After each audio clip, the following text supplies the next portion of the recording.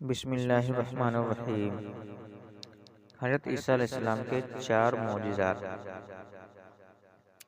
حضرت عیسیٰ علیہ السلام نے بنی اسرائیل کے سامنے اپنی نبوت اور معجزات کا اعلان کرتے ہوئے یہ تقریر فرمائی جو قرآن مجید کی سورہ آل عمران میں ہے، جس کا ترجمہ یہ ہے کہ وہ رسول ہوگا بنی اسرائیل کی طرف فرماتا ہوا کہ میں تمہارے پاس ایک نشانی لایا ہوں، تمہارے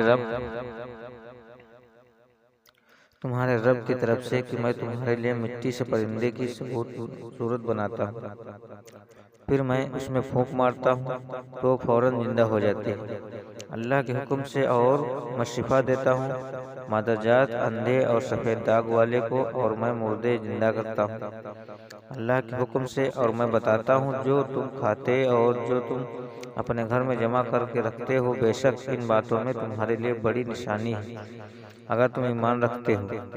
اس تقریر میں آپ نے اپنے 4 معجزات کا اعلان فرمایا ہے۔ نمبر 1، مٹی کے پرندے بنا کر ان کو پھونک مار اڑا دینا۔ نمبر 2، مادرجات اندھے اور کوڑی کو شفا دینا۔ نمبر 3، مردوں کو زندہ کرنا۔ نمبر 4، جو کچھ کھایا اور جو کچھ گھروں میں چھپا کر رکھا ہے ان کی خبر دینا۔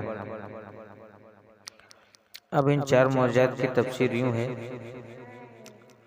جیسے کہ مردوں کو زندہ کرنا روایت ہے کہ آپ نے 4 مردوں کو زندہ فرمایا تھا۔ آجر اپنے دوست کو، ایک بڑھیا کے لڑکے کو، ایک کیسر وصول کرنے والے کی لڑکی کو، اور حضرت سام بن نوح علیہ السلام کو۔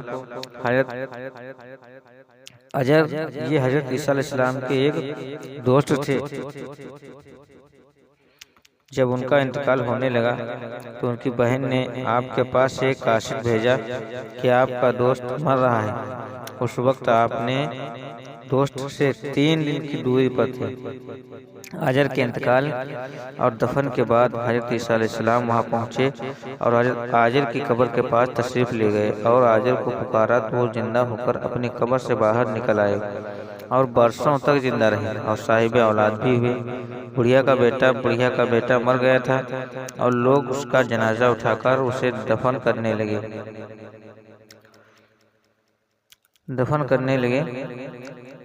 حضرت عیسیٰ علیہ السلام کا ادھر سے گزر ہوا، وہ آپ کی دعا سے زندہ ہو کر جنازے سے اٹھ کر بیٹھ گیا اور کپڑے پہن کر اپنی جنازے کی چارپائی کندھے پر اٹھا کر اپنے گھر کی طرف لے کر چل دیا اور مدتوں تک زندہ رہا۔ اس کی اولاد بھی ہوئی۔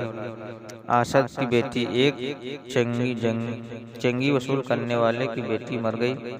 اس کی موت کے 1 دن بعد حضرت عیسیٰ علیہ السلام کی دعا سے وہ زندہ ہو گئی اور بہت دنوں تک زندہ رہی اور اسے بچے بھی ہوئے۔